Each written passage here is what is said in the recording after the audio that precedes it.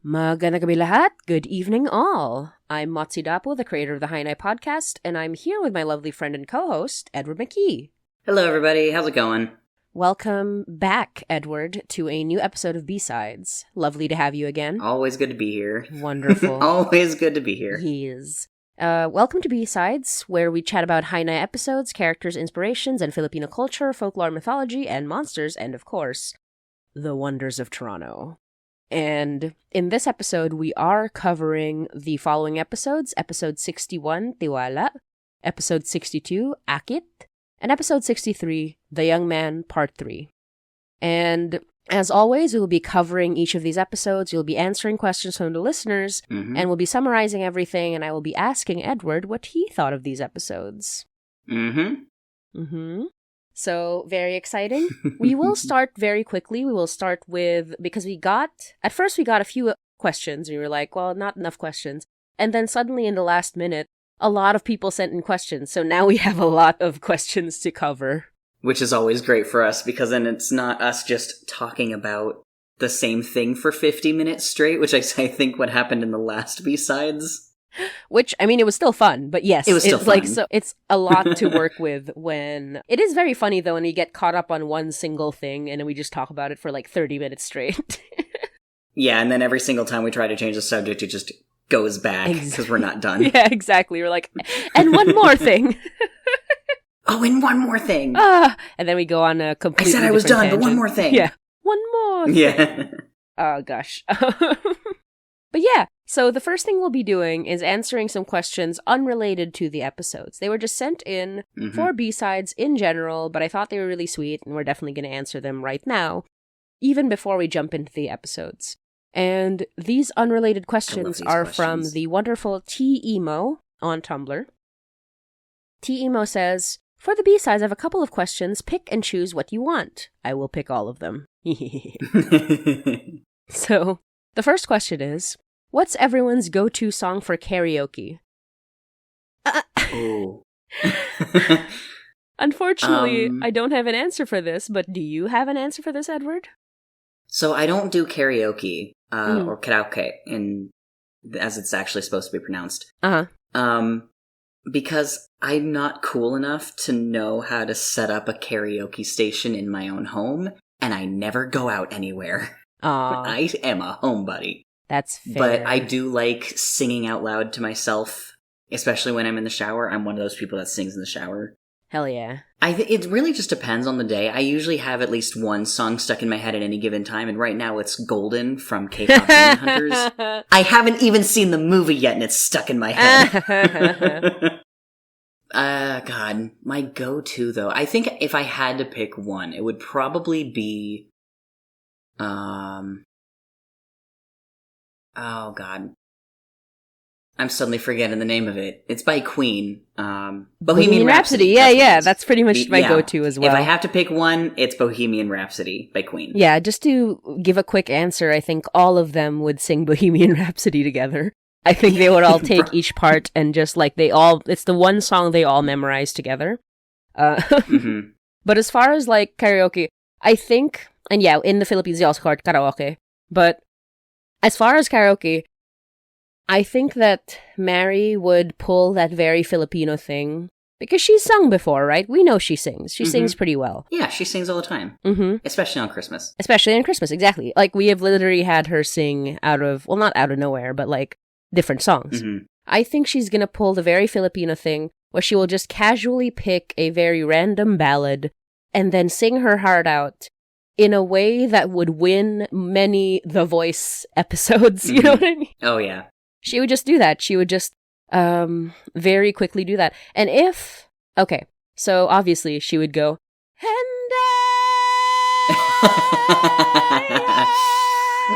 yes, she would.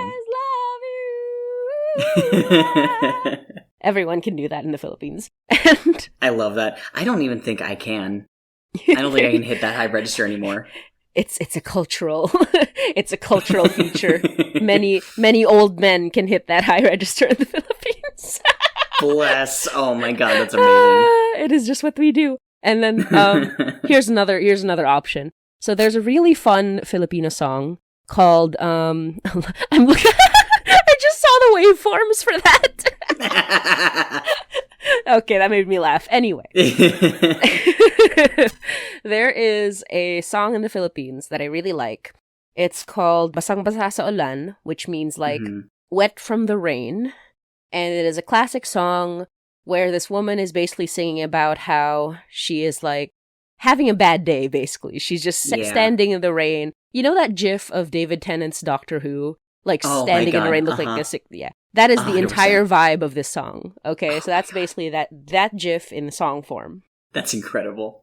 And so there's a part of it that has a similar vibe because it kind of like, so it has a certain fun, high-pitched part where it goes like, Heto ako, basang-basa sa ulan, walang masisilungan, walang malalapitan. So similarly, it engages the same like, so it's like it's the same thing. So, I can't even do it. Yeah. And so I think if Mary could have access to that song somehow in a Canadian karaoke machine, she would pick it and she would sing her heart out with it. And honestly, I feel like Ashvin wouldn't even bother with a karaoke machine. I think he'd just find the music and just start putting a playlist together for the drunk holiday night that they're all just hanging out and doing this. Exactly. He would just get, like, Mary would get drunk. Ashvin would get Mary drunk and then start playing the music and just have her sing in the middle of the party. That's what he'd do. That's exactly what he'd do. He would. And yeah, I think that's kind of what I think when they're singing like karaoke. And I also think that just a fun little fact about the Basang Basa sa Ulan. There's a part where it goes on a higher register. So like it just goes a pitch higher. And so that's part of the fun as well. It's like, oh, that's so much fun. So people just go higher and higher. That's awesome. Anyway, so I should end that question because we have many more questions. It's super fun, though. I do feel like, really quickly though, I do feel like Danny would be singing Celine Dion. Yes, he would. He would. It's a classic. Danny would sing Celine Dion. You know, specifically, I think he would sing the Titanic song. The one from the Titanic. Yeah, Celine Dion is also very popular. Nothing I fear. Yeah. Exactly. Very, very quick tangent. Yes. As a kid, I misheard the lyrics. It was my number one favorite song, but I kept mishearing the lyrics. So instead of The Heart Does Go On, I was singing The Hot Dogs Go On. The Hot Dogs Go On. That's what Danny sings. Yes. That's canon to Danny now. You're welcome, everybody. Anyway, tangent over. No, this is great. Yeah, the one most likely to sing Golden, I think, would be the funniest answer is Donner. Yes. We're going up. And then gonna be golden. Yeah, I want to hear Donner's voice actor singing that now. I'll force him. No, it's fine. And Murphy would be singing Pink Pony Club. I don't know.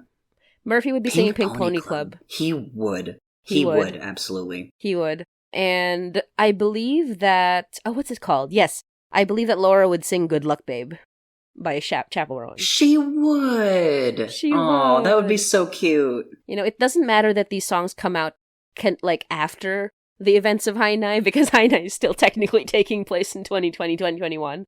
But, oh my god, that's right. Doesn't matter. These are what they're singing. Anyway, next question. Next question. We get through these so fast. What food from the Philippines does Mary miss the most? Taho. Aww. That's my answer. It's what I miss. I mean, so taho is like this hot, desserty breakfast thing, which is silk tofu with some brown sugar syrup and some sago, or tiny white tapioca balls. Oh. And it is delicious. It's warming. It's very comforting. It's a little healthy, other than the fact that it's covered in syrup. It's like, it's silk tofu, right? So it's like a nice little protein, sort of like energy boost. And it is served completely very warm because the taho man serves, like, he carries around these two gigantic metal, like they look like trash cans, but basically he has them on a stick, and then he carries them around, and he calls taho, and then you buy it from him, you get a little cup, and you have it fresh every day. It's always hot, always delicious. Amazing. Ooh. She misses that. And then the last question is, do you have any dream crossovers with other audio dramas? Magnus Archives. That's it. Yeah. I mean, I guess Magnus Protocol now. I'm not gonna elaborate. Everyone knows. Yeah. I mean, we all know how High and I started, right? Exactly. So that's basically it. So those are the 3 unrelated questions. And let me go to the other questions sent by other listeners to see if there are any ones that are also unrelated. Because a lot of the listeners have thankfully sent questions specific to the episodes, but some of them may be unrelated. So I want to cover those first before we jump into the episodes. Mm-hmm. Let me just make sure. Sure. So, one of the fun episode non-episode questions is, why is Richard Henry like this? I do think that is episode related, so we'll cover that in The Young Man Part 3. But, okay, here's another question. So this one's from Jem, one of our wonderful listeners and also a wonderful creator. Mm-hmm. And Jem asked a question, and it was the funniest thing ever. So just to let you know, Jem is the creator of 400 Words of Horror, wonderful, amazing audio drama creator. And they said, do you think Mary ever dreams of a throuple with Laura and Donner? Now, for context, and this is some spoilers for latest episodes, if you're not updated, cover your ears for the next, let's say, 30 to 40 seconds, and then come back. I don't have a timestamp for this, I'm sorry. To remember to put a timestamp in the description. No promises. Yeah, I'm not doing that. Sorry. I can't. Okay, well, sorry. I tried. Yeah, you tried. Okay, so Jem went on to immediately listen to the newest episode in which Laura confirms she's in love with Mary, and Mary confirms that she also feels the same way about Laura. And if you're updated, Mary and Donna are together, which means that they are polyamorous, which means that Jem asked this question before they found out that they are polyamorous, and so their immediate reaction after asking this question was, ah! And so I'm like, Jem, what do you think? What do you think? You asked this question. I think you already have the answer. I don't need to answer this. Their next question is, how does DJ like their eggs, and which side of the bed do they prefer? For no reason. Well, the voice actor for DJ is not here right now. That's Yoi, our wonderful editor. Mm-hmm. But I will ask them later and check back and answer in the next episode of B-Sides. I'll make sure to ask. And then one last question, although I believe this one will actually fit our next B-Sides as well. So I'm going to save those 2 questions for the next B-Sides. Mm-hmm. Thank you so much, Jem, for asking these questions. Thank you so much, Jem. Yeah. And now we have a bunch more questions that will be specific to the episode. So now is our time to describe each episode and talk about what happens in them, and then talk about the questions that have been sent in. So, the first episode we'll be talking about is episode 61, Tiwala or Trust.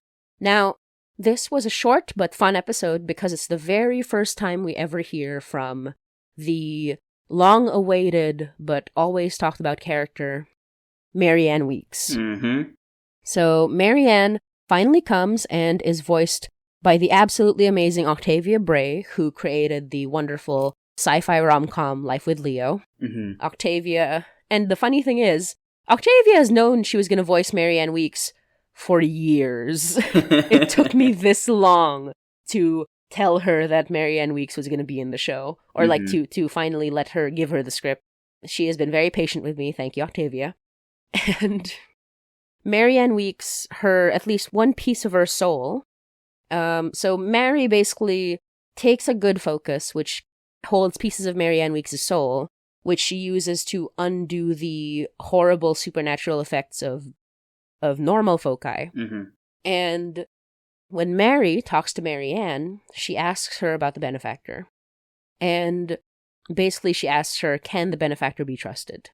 And Marianne, who was a very good friend of the benefactor, who cared about him like a brother, who was very close to him, and the two of them were like peers in their field, she basically says, no. And then she shows Mary a flashback of her experiences with him and why she believes he not necessarily betrayed her, because Mary asks her if he betrayed her, and she says he did nothing. Mm-hmm. But we do know that Marianne no longer trusts the benefactor. Mm-hmm. And the specifics are being made ever clearer with every passing episode. Mm-hmm. So it's a big thing. It's like, even though we've gone from thinking the benefactor is the biggest bad guy to thinking that he might be a little trustworthy, we then get this big bombshell that Marianne is like, no, don't trust him. Mm-hmm. But also Marianne saying that, no, he didn't hurt me. So it's a very interesting dichotomy of her saying, he did not betray me, but you shouldn't trust him. Mm-hmm.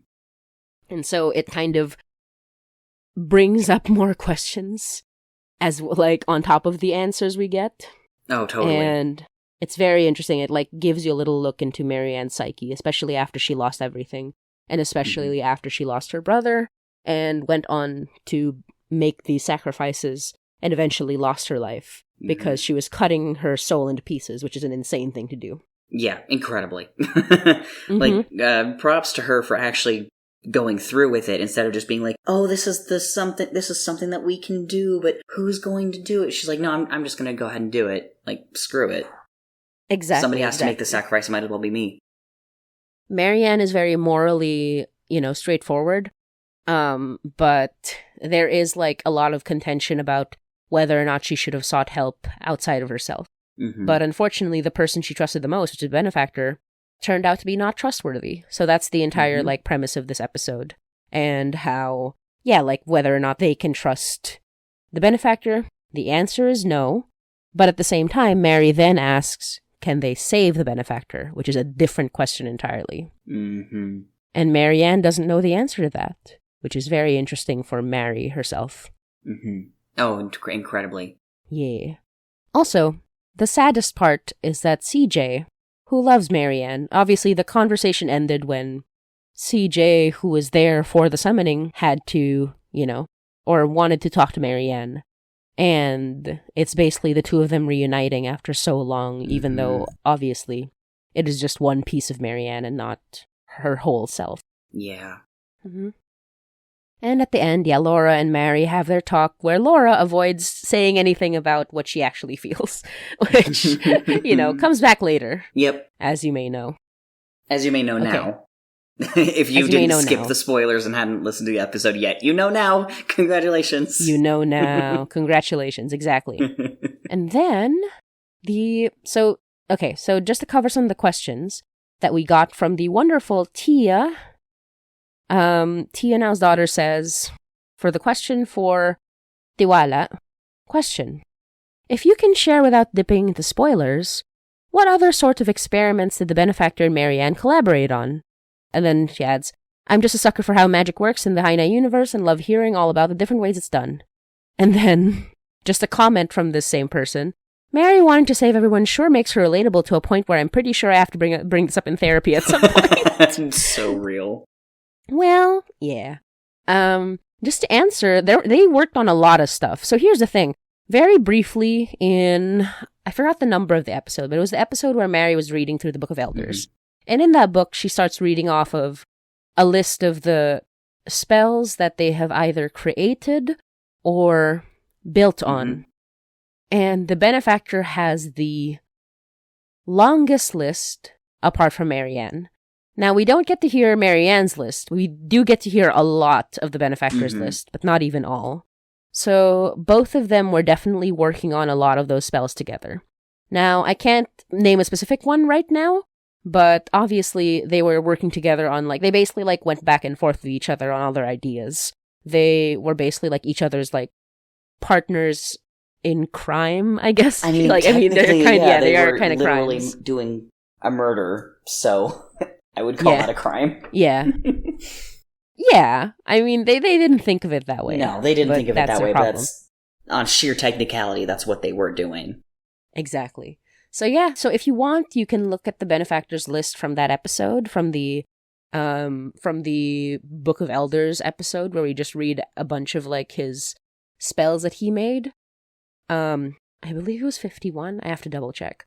But other than that, nothing that comes to mind specifically. For sure, they talked about the soul. They talked about like all that, the things that they talk about in the flashback. And then,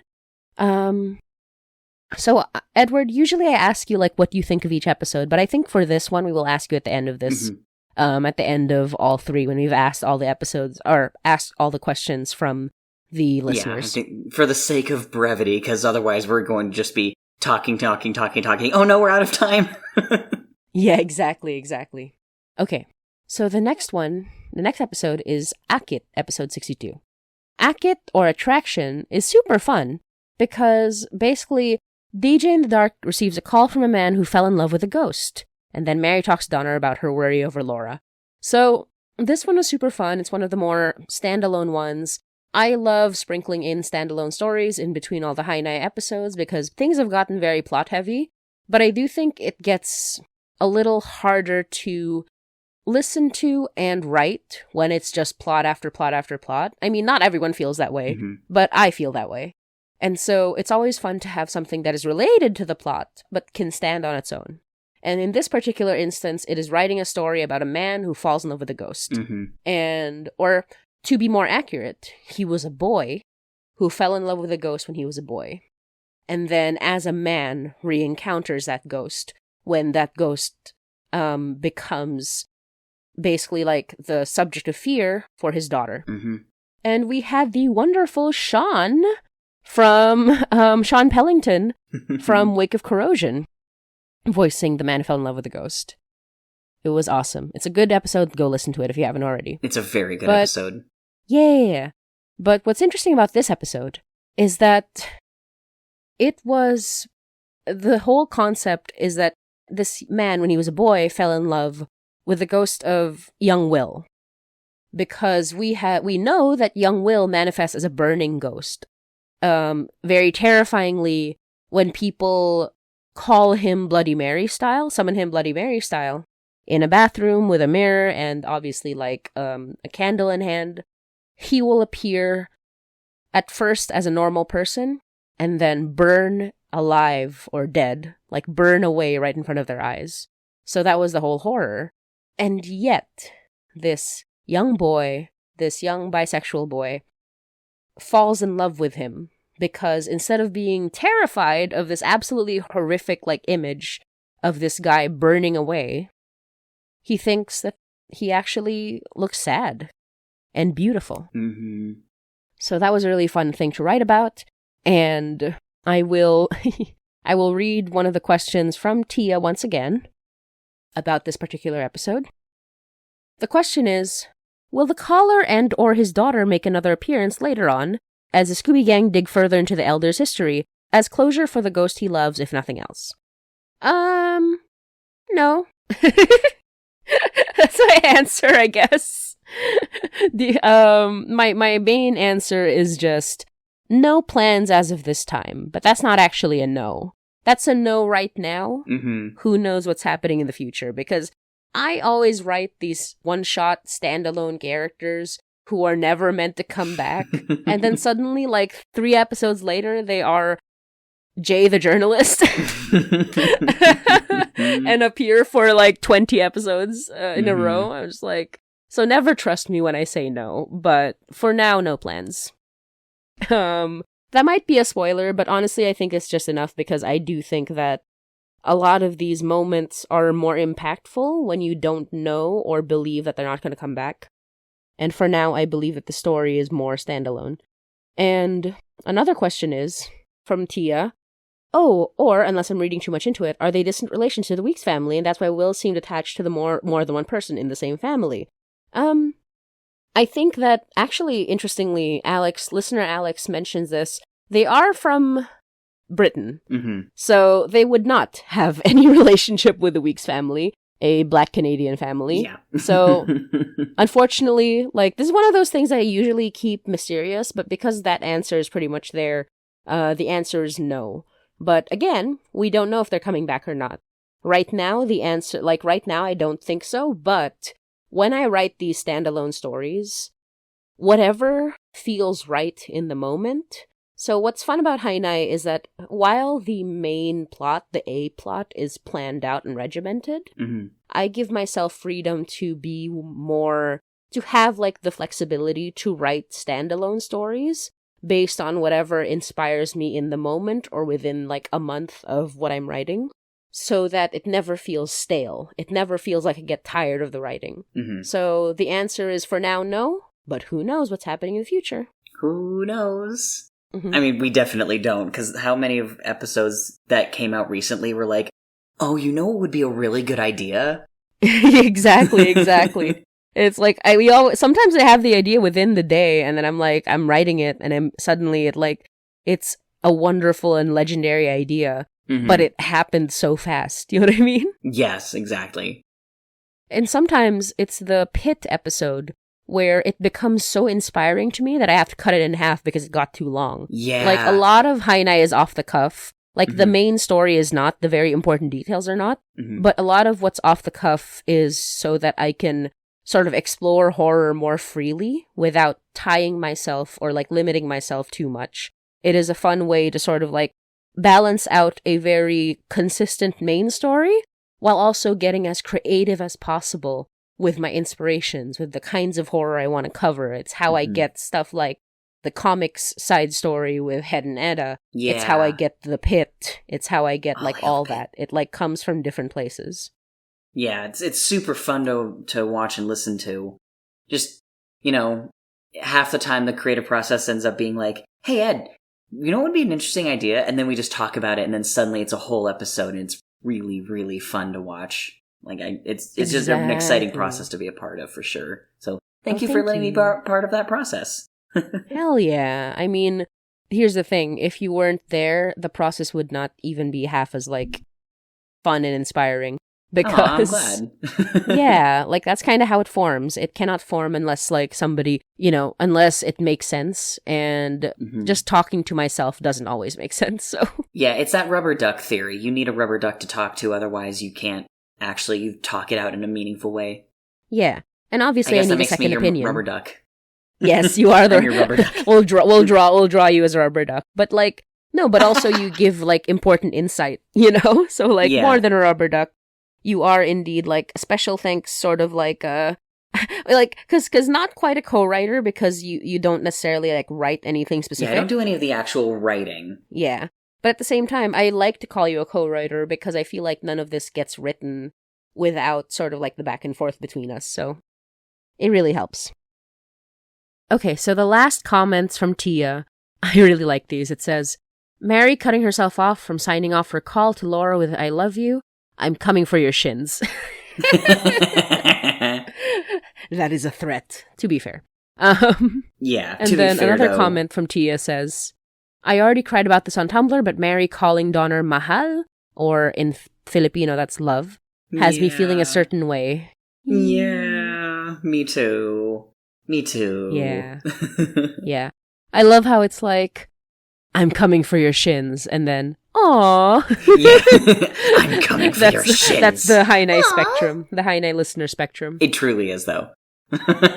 It's what I do. Okay. I mean, isn't that just the listenership of a horror drama in general? That's true. Okay.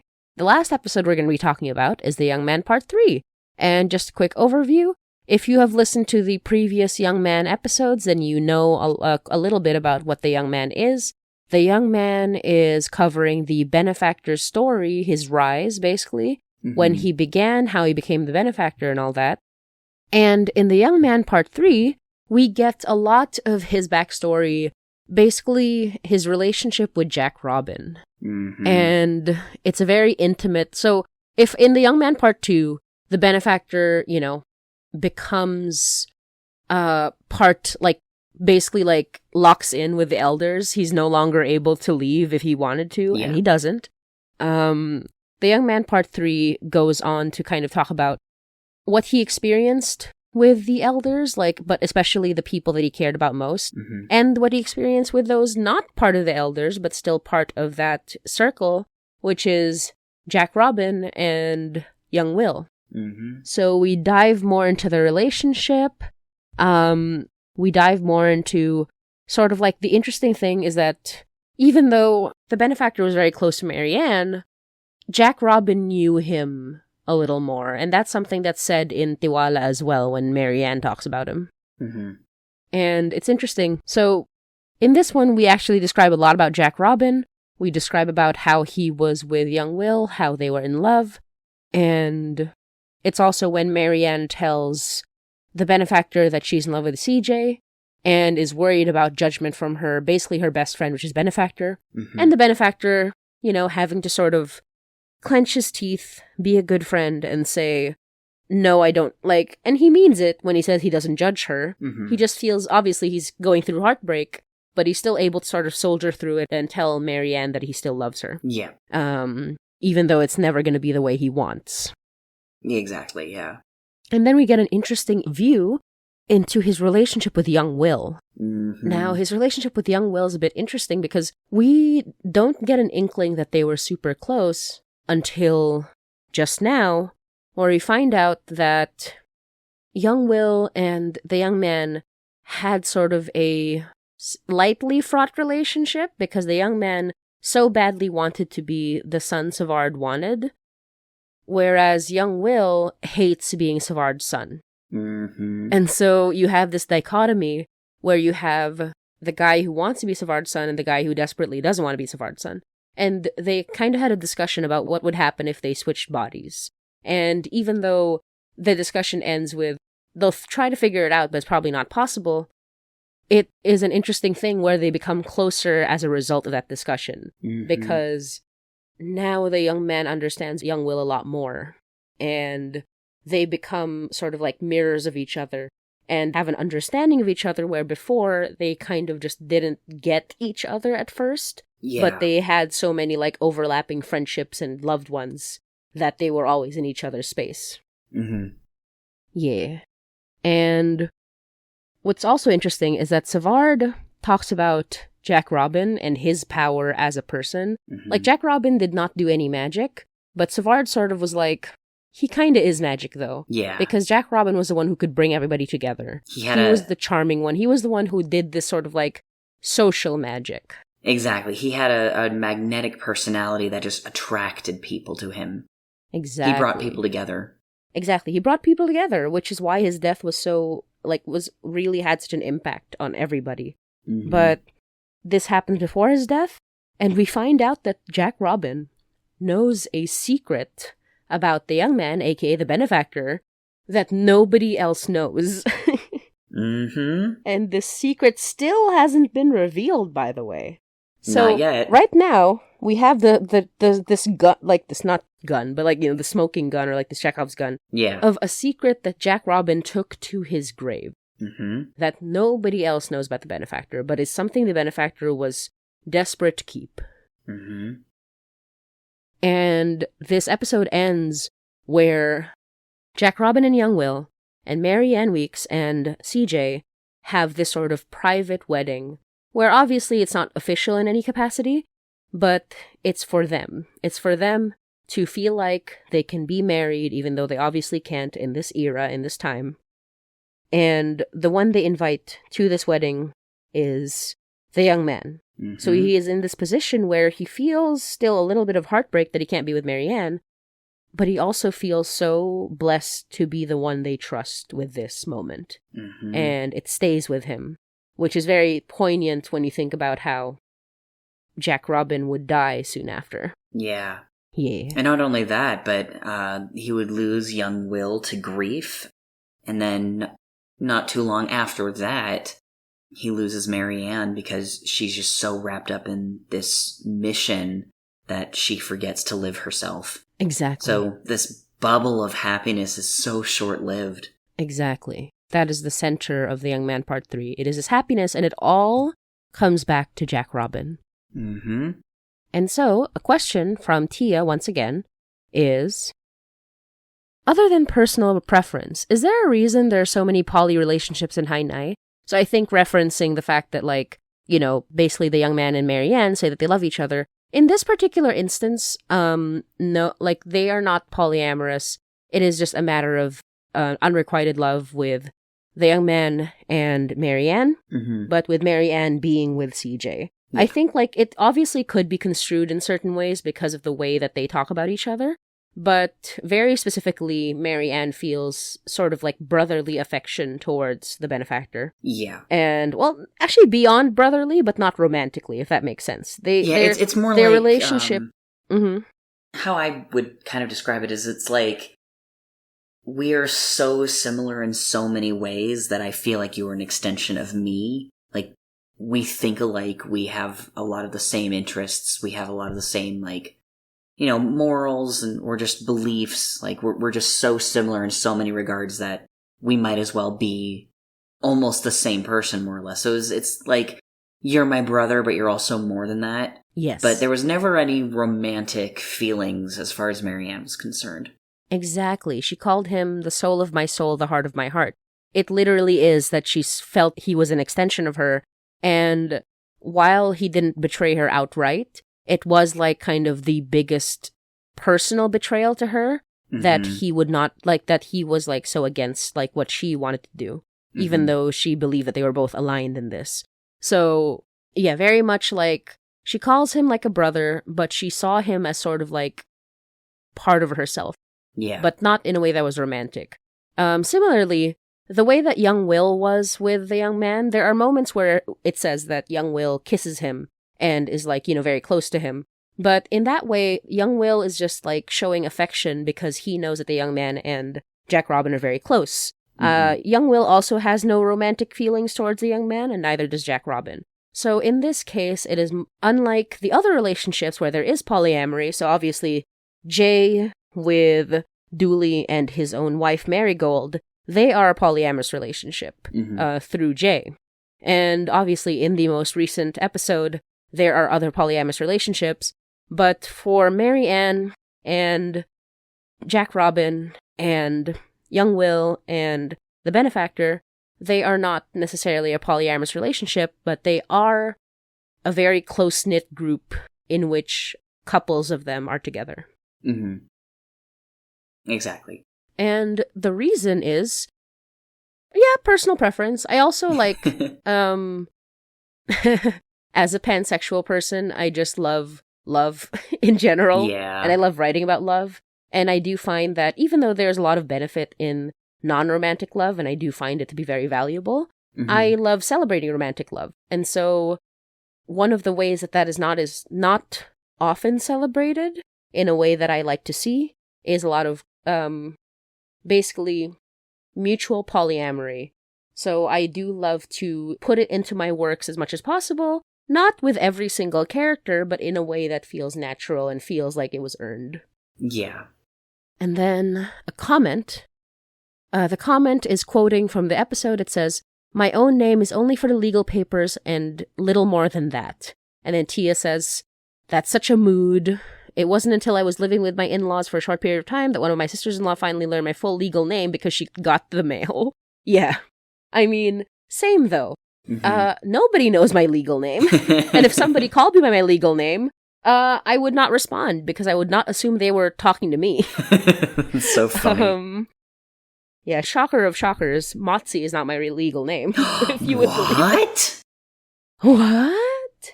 Yeah. It's so funny because I grew up in an era where you didn't use your real name on the internet. Yeah, right, honestly. So I have a lot of different nicknames. Yeah. Although my nickname is my real name, it is attached to me because obviously it's very unique to me. But yeah, my legal name is... It was on the internet for a little while. It was on my LinkedIn, but then I removed it just because it was like, no need to put any more of that on the internet. Yeah, I'll just keep my pen name there, which is still my real name, but yeah, legal name is, I'll keep it like sort of under wraps. I mean, I think it's still searchable because I'm pretty sure like my high school had like a list somewhere and that's still up, which, you know, internet is forever. But yeah, like, if somebody called me by my legal name, I would not respond unless they called me specifically with all the names. Because, again, when you're Filipino, you have multiple, like, first names. Unless somebody called me my name, like, in order with my last name, I would not think they were talking to me. Yeah. Because my legal name is very generic. Not altogether, but, like, individually. Very generic. Yeah. And also, The idea of like a real name versus a legal name is also an interesting subject in general. I have a bunch of, like I said, I have a bunch of different nicknames. My name is Edward, but I go by Ed, EJ. My mom occasionally calls me Eej. I once had a coworker call me The Edge every single time I went into work because he was working in the kitchen and I was like bussing tables at this retirement center. And so I'd walk into the kitchen with an armful of plates and he'd go, The Edge! And he was literally the coolest guy I ever worked with. He was so funny. That's such a cool nickname. My friends on the internet also call me Leon because back when I was still trying to find a name for myself after just coming out as trans, I had picked Leon, naming myself both after Leon F. Kennedy and Squall Lionheart from I knew it. I knew it, you dirty, dirty otaku. You weeb. Yeah, you otaku I can't weeb. escape. Hey, it's not as bad as, I could have called myself something like Cloud. You know I almost did, but I refrained. Imagine but I do still calling have you right couple now. Friends that Cloud. Yeah. God. But I ended up settling on Edward because of my grandfather. So I named myself after my grandfather. That's really sweet. Yeah. Just while we're on name talk, super funny.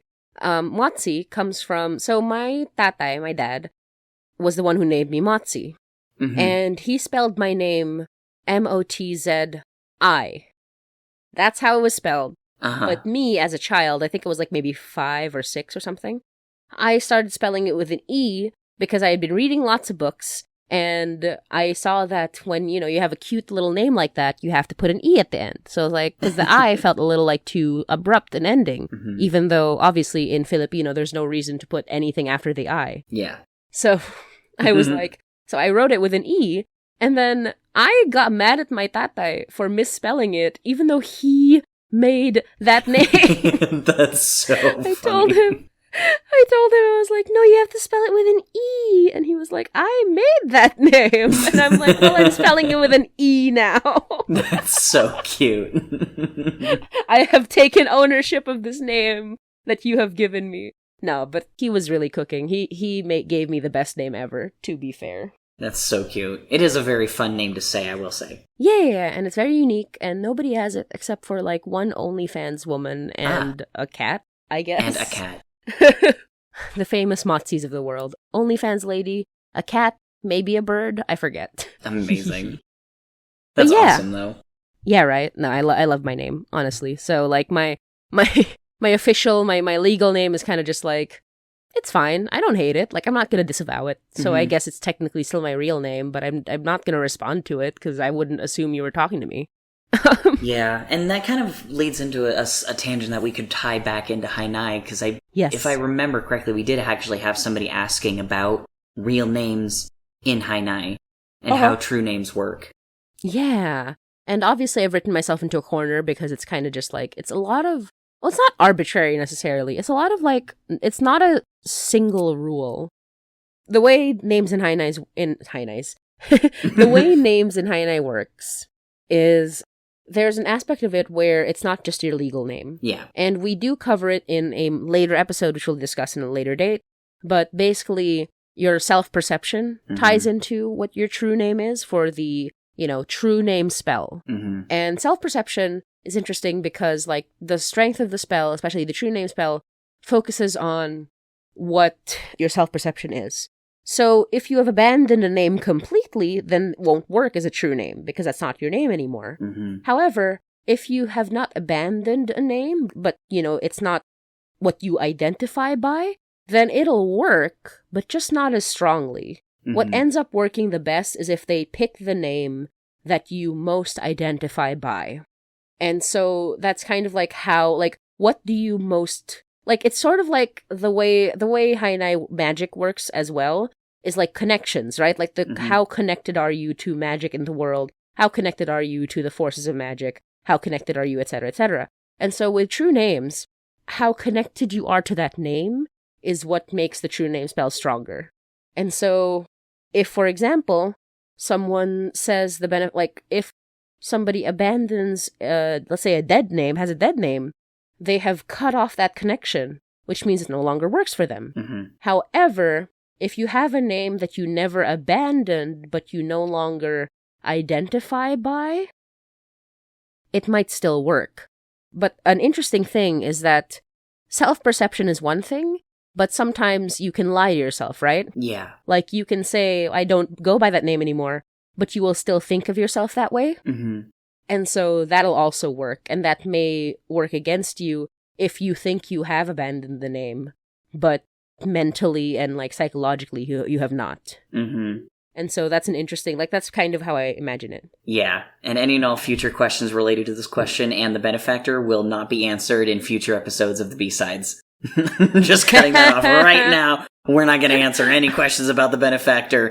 That's just something you're going to have to find out later on in the podcast. No, they can ask. I won't answer, but they can ask. I mean, you can They're ask. allowed. They have You're freedom allowed of to speech. ask. You're just not going to get an answer. I'm just going to tell you right now. Yeah, they have freedom of speech. They can ask. I'm not going to stop them. I'm just going to, I'm going to avoid. I'm going to, what's the word? I'm going to just obfuscate. I'm going to obfuscate my answers. I'm just going to give you a what smiley is necessary face. for the moment. I'm just going to give you a smiley just face. nod. You don't get an actual answer. You're just going to get a smiley face. Yeah, my favorite one is the eyes emoji. When Yes. people ask a question that I can't answer, but I really want to, I just eyes emoji them in the Discord, just I being do like, the same thing. Just, Hmm. ooh. That's an interesting thing you're saying. I'm not telling you if you're right or wrong, but it's an interesting thing you're asking me. Yeah, it's like, what a good question. What Are an you gonna get an excellent answer? question. No. But it's an excellent question. And so, yes. So now that we have gone through all of the questions, thank you everyone who has sent them in. Yes, I thank would you. actually like to ask about your questions, Edward. So we can cover, obviously, any of the topics that we've covered already. We can cover it episode by episode, whatever you prefer. But based on the episode 61, the one with Mary Ann, Tiwala, Trust. 62, the one with the man who fell in love with the ghost, Akit. And 63, the young man part 3. Do you have any thoughts about these episodes? Any questions that might be relevant for these specific episodes and like the topics at hand? Oh, man, so many thoughts. Okay. It's so interesting. Sometimes the episodes kind of blur together a little bit, Mhm. just because so much happens all at once, and I tend to binge listen. So I'll Of wait for a course. couple of episodes, and I'll listen to them all straight up. Yes. But- Right before you start, I'm sorry. Let me just, since you mentioned it, I do want to say that when T-Emo asked the question, they did make a comment that I wanted to read just now, right before you start, just because you do say, you did say sometimes the episodes kind of blend together, right? Mm-hmm. So their comment said, also, I've really been enjoying the B-sides because I'm keeping up with 50 ongoing podcasts and it's hard to remember the overarching plot of each show. And So hearing y'all relatable. talk about the past couple episodes helped me remember. So thank you, Bo. They said thank you, Bo, You're which very is welcome. Filipino. It definitely helps me keep things in order, too. Right. And it's great because this is kind of why I do the B-sides and why I did not start from the beginning. It's why I kind of have been trying to keep them closer to the recent episodes. Yes, It's because exactly. discussing these episodes will help people remember them and also kind of put it into context. Because I do feel that when things are separated week by week, especially with our schedule, it's hard to keep track of what's happened already, Mhm. even if you have the general details in your head. So B-sides Exactly. helps us kind of go with the specifics and remember how this information that you already know was disseminated or how it sort of unfolded.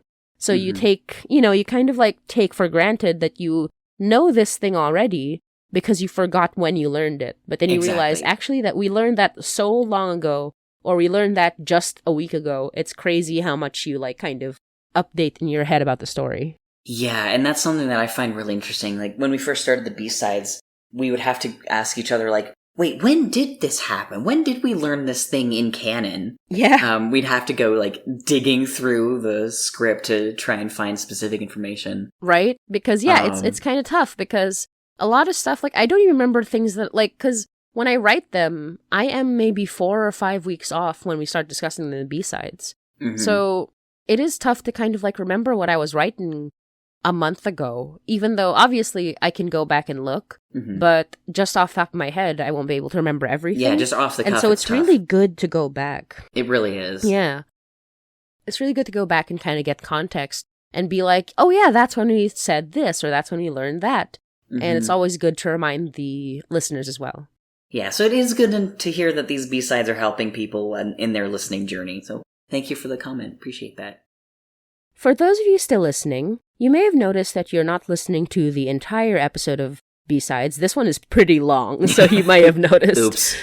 We did cut it off at a certain point, so maybe you didn't notice. Maybe you thought that was the full episode because we keep yapping.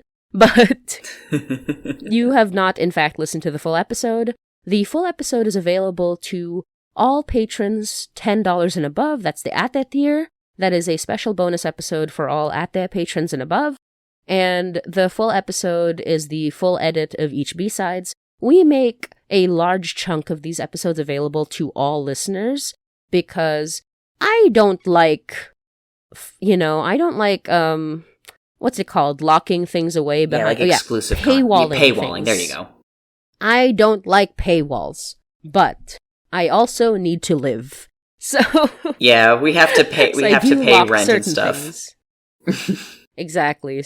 We have to live under capitalism, so I do have to paywall some things, but I try my best to make sure that everything is as accessible as possible, so that even though you don't get to hear the full discussion, you get to hear a lot from B-sides. However, if you're interested in hearing our full discussions, a lot of which go from anywhere between 15 to 30 to 40 minutes extra, then go subscribe to Hainai Patreon. That's patreon.com/HainaiPod. It is available for $10 tier and above. The $10 tier is kind of our bonus episode tier and above, and it's also our shout-out tier, so it's kind of our ideal tier. Mm-hmm. But even if you don't sign up for the $10 tier, we still have a lot of prizes or rewards for people who sign up for $3, $5 tiers, which include early access to episodes, some interesting looks behind the scenes, some exclusive art, etc., etc. So, but otherwise, even if you can't sign up for the Patreon, you still get to enjoy most of these B-sides. So, thank you so much for listening.